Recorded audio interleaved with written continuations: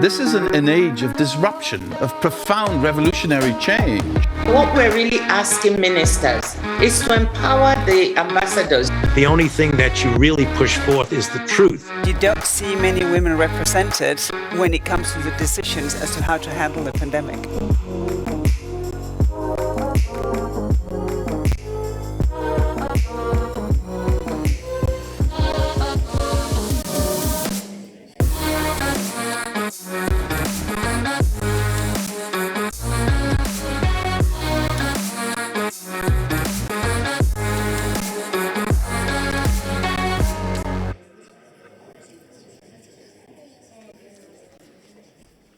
So good afternoon, everybody. Welcome back from lunch to the second part of Politico's Day 2 of the Healthcare Summit. I'm Joanna Roberts, Politico's health editor. Now we're in the final straight, and I know you're all eager to hear from the MEPs on the SUNT committee who are up next, and then the interview with the Health Commissioner, so I won't take up much of your time. But I will just kick off this afternoon's session by introducing our partner, Intuitive speaker, Dirk Barton, Senior Vice President and General Manager, Commercial and Marketing at Intuitive, who will give some opening remarks. Dirk, the floor is yours.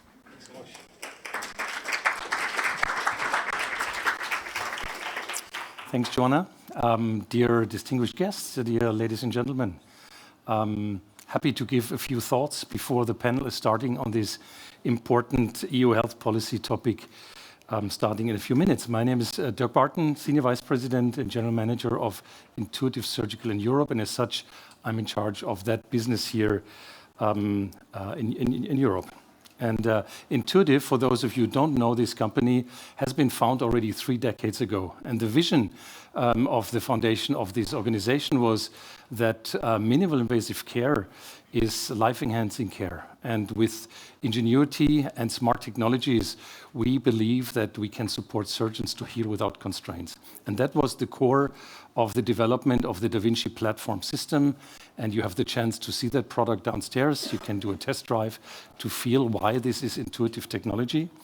And guided by that belief, this product has been developed, has been brought to the market, and is in some procedures already standard of care, in some countries very present, in some others not. And that is why we are here today.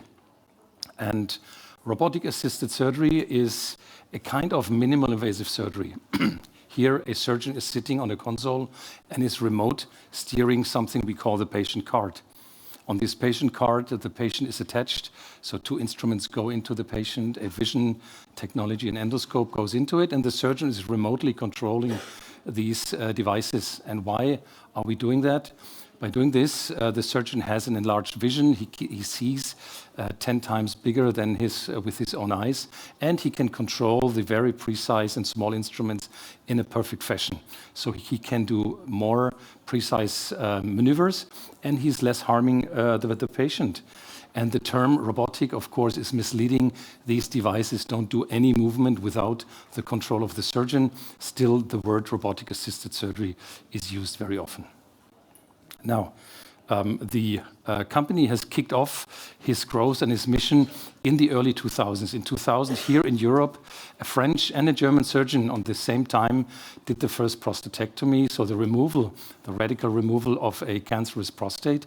And it was clear that in a small pelvis, in the narrow pelvis, this technology has great value.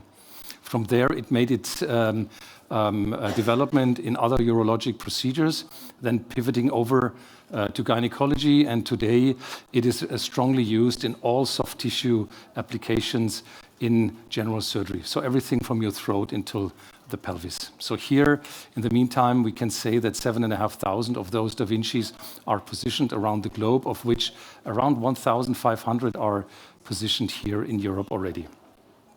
And why is that success coming? Because there is a lot of value. And when we speak about value towards the patient, we typically try to align with the goals of hospitals, the quadruple aim, meaning we are motivated by improving outcomes for patients.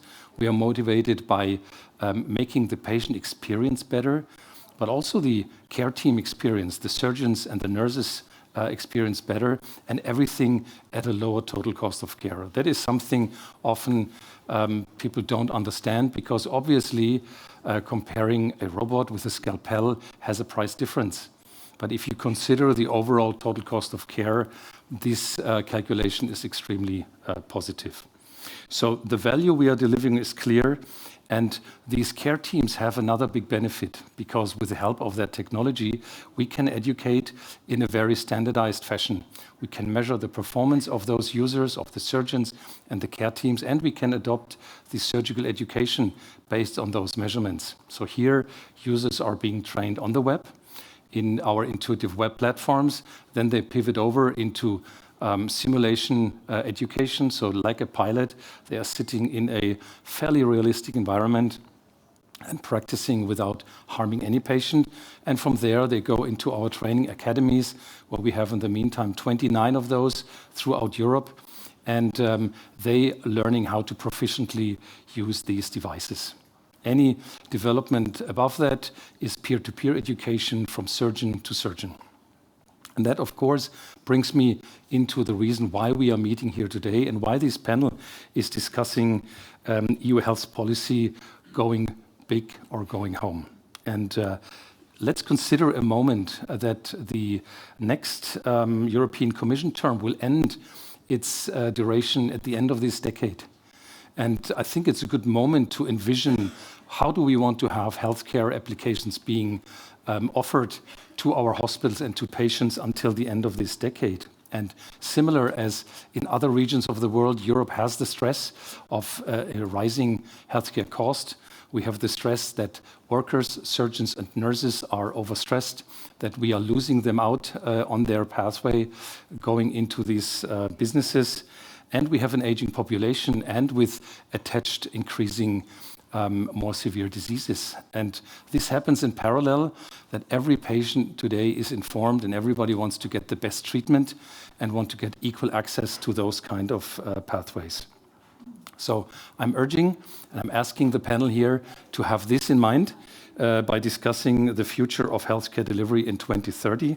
And it will be essential to create an environment, a political environment, where those advancements, artificial intelligence, machine learning, robotic-assisted surgery, where all these technologies combined are being offered to the patient in a very simplified way, rather than over-regulating the introduction into our European markets. Europe can still lead, but we have to make sure that additional laws, additional regulations will become in place, will help the technologies to find its way, rather than slowing down. So with this, I'm concluding my quick introduction, and I welcome you all later on downstairs at our booth to try out the experience of a surgeon. Thanks so much for listening.